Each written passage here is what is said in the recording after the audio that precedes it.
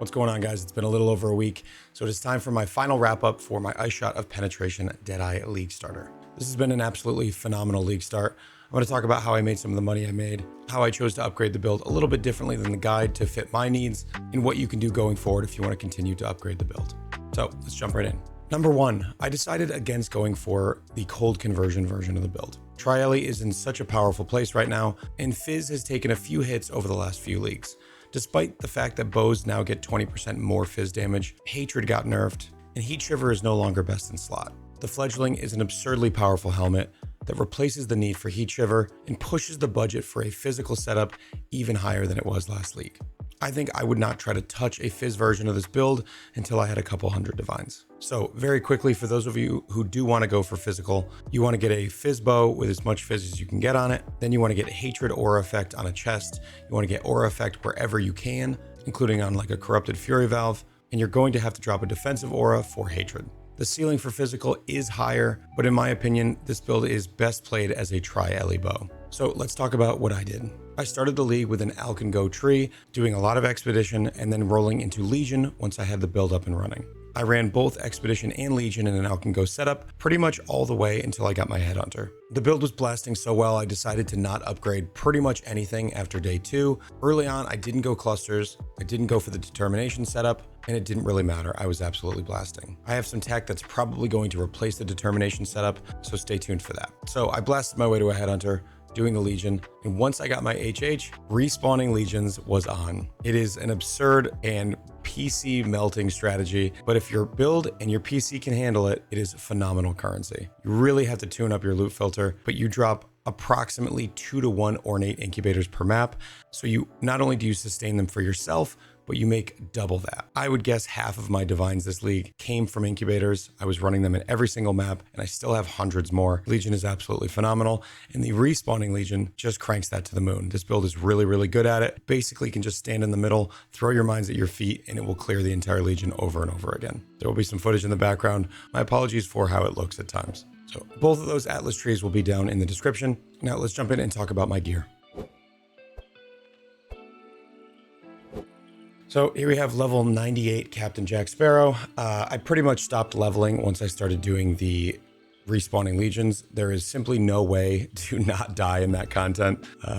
You're spawning probably 200 monsters per map that have Shaper level DPS and Shaper level HP. Sometimes you're just going to run into Soul Eater mobs that poured in from off screen and have more HP than you can handle in a second. So I did stop leveling, but I felt like 98 was plenty. So let's start with the very exciting tech.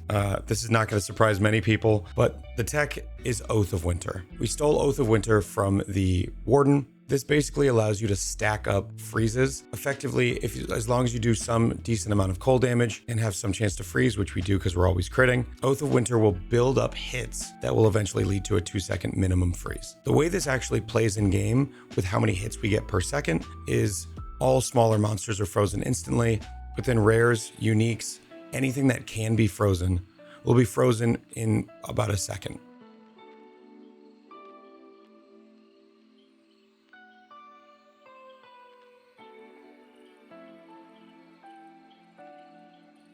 From that point, they're basically perma-frozen as long as you're throwing your mines. It's an absurd layer of defense.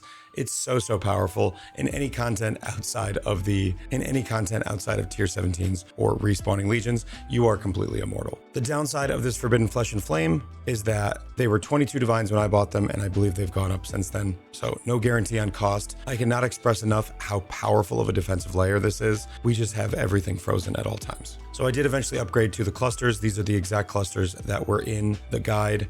Nothing too exciting there. I pretty much followed the guide outside of a few things. One of the things was the Light of Meaning. Because I decided not to go determination, I didn't need as much mana reservation efficiency. I changed a few things around. We used a Chaos Res Light of Meaning.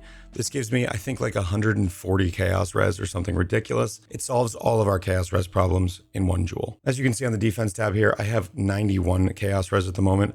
I needed to replace these gloves, but I just never got around to redoing them. The Chaos Res Light of Meaning is phenomenal. I think I paid around 8 divines. This item will basically solve all of your Chaos Res in a single item.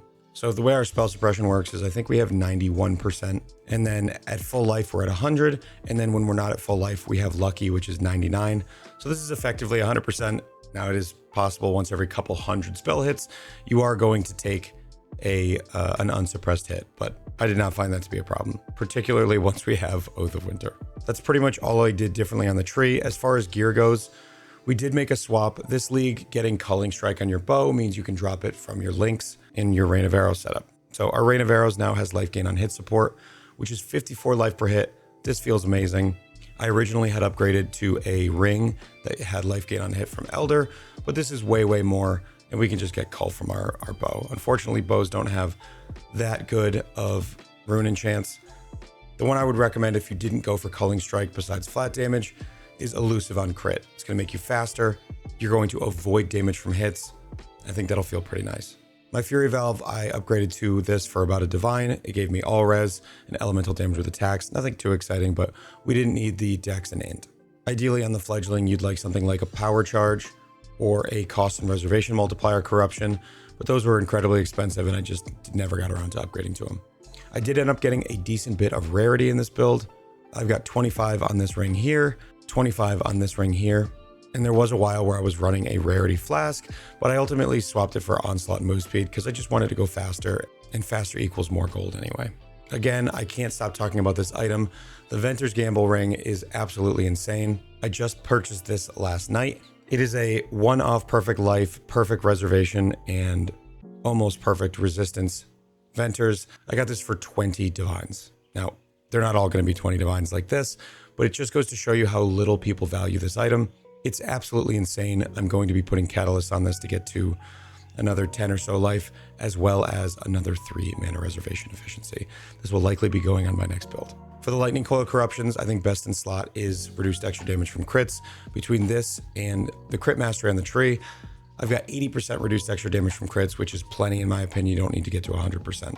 Rage on hit on your gloves is super important. You generate it through your Rain of Arrows, just like you generate everything else. And you can actually get this up to 2 rage on hit with a level 5. I would recommend that if you plan on pushing this build further. Something else you can get on these gloves to improve them is the cold res and increased damage alpha mod, and then craft from there. My boots, I never upgraded. These are one of the first things I crafted, and we've got tier 3 move speed and crafted life. I definitely could have done a lot more with these, but again, when the build was feeling so good, I just pretty much didn't want to spend any time upgrading. Unless you get some regen into the build, the life flask does feel mandatory, which is unfortunate. But this diamond flask is basically doing nothing for me at this point. I would recommend replacing this with a Dying Sun in the endgame. So for my bow, this is what I ended up with. I never even got a perfect Tri-Ele bow, but I bought this for incredibly cheap with filled suffixes. And then I was able to successfully annul off the stun and block recovery or whatever the 6th mod was. Crafted on the critical strike chance, and this took down everything I could ask it to. Obviously a Tri-Ele bow would be better, but with tier 1 accuracy, +2 arrows, crit, and all that other damage, I figured this would be good enough. So a little trick if you want to be able to run Ele reflect maps, you can basically carry around an inspiration, pop it in to replace your awaken Ele damage with attacks, and then move that over to your life gain on hit slot in your bow. This will make it so your Rain of Arrows can't reflect Ele damage, and the Fizz Reflect on this is low enough that you won't even notice it. So this will make you reflect immune. You'll lose a little bit of life gain on hit and a tiny bit of damage going from going to Edwas to inspiration on your main links, but that is the way to do it. And it's how I did stuff like Itziri. But we did 115 out of 115 with this build, all of the invitations. We did a bunch of tier 17 maps. It's how I've been farming all of my tier 16s. Now, I could be doing tier 17 strats with this build, but I simply still don't like doing tier 17s. I don't find them fun, but they are a really, really good source of 8 mod corrupted maps. I've been using Milky BK strategy to farm my 8 mod Dune maps in tier 17s and then going back and doing the respawn legions. So that is going to be it from Captain Jack Sparrow. This build was absolutely phenomenal. I may league start it again next league. I enjoy it so much, and really the sky is the limit. It's one of the best mappers I've ever played, and I cannot recommend it enough as a first, second, or last build. So that means today on stream, we will be starting a new build. I have a couple in the tank. I still haven't figured out which one I'm going to do yet. So stop by and check it out, see what I'm working on. If you like this kind of content, like, comment, and subscribe down below. And make sure to stop by the Twitch and drop that Twitch Prime. Thank you so much for watching. And as always, take care.